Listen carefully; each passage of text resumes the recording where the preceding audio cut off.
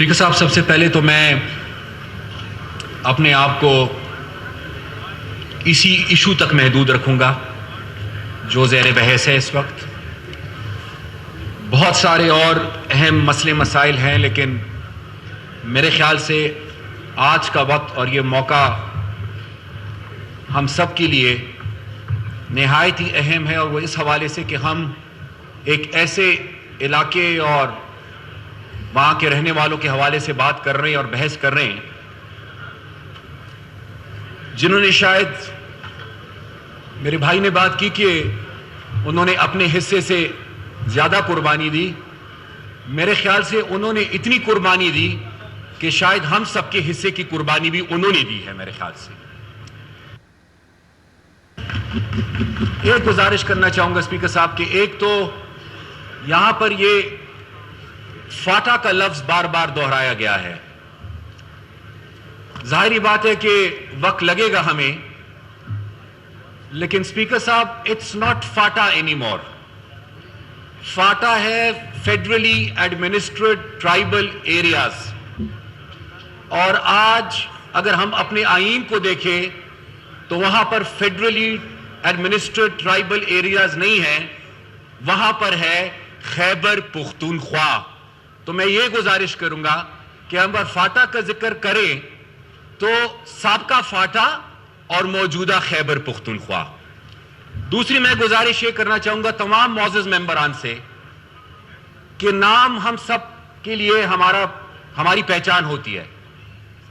पंजाब, सिंध, बलूचिस्तान, अगर मैं कल को खुदा ना खास्ता उठकर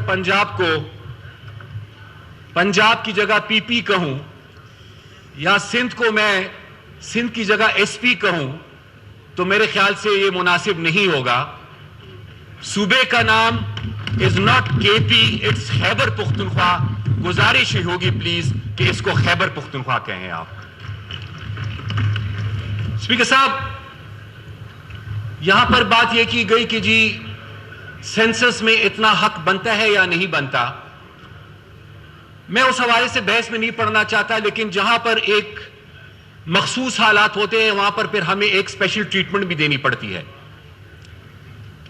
यहां के हालात जो गुजरे हैं, उन हालात को देखते हुए, ये एक जंग की हम बात करते हैं 9/11 की। 9/11 के कितने असरात हुए इस इलाके पर, मैं उस बहस में नहीं जाना चाहता। किसका क्या मौक़िफ़ रहा है, मैं उस बहस को भी नहीं छेड़ना चाहता। लेकिन यह हम याद रखिए स्पीकर साहब कि सिर्फ 9/11 के असरात नहीं है। शुरुआत उस वक्त से हुई जब रूस अफगानिस्तान में दाखिल हुआ, और उस वक्त की हमारी जो पॉलिसीज है उसने इन इलाकों को अफेक्ट किया, यहां के रहने वालों को अफेक्ट किया। और आज अगर हम बात करते हैं कि जी हमने वसाइल देने हैं, तो जरूर वसाइल भी हमने देने हैं।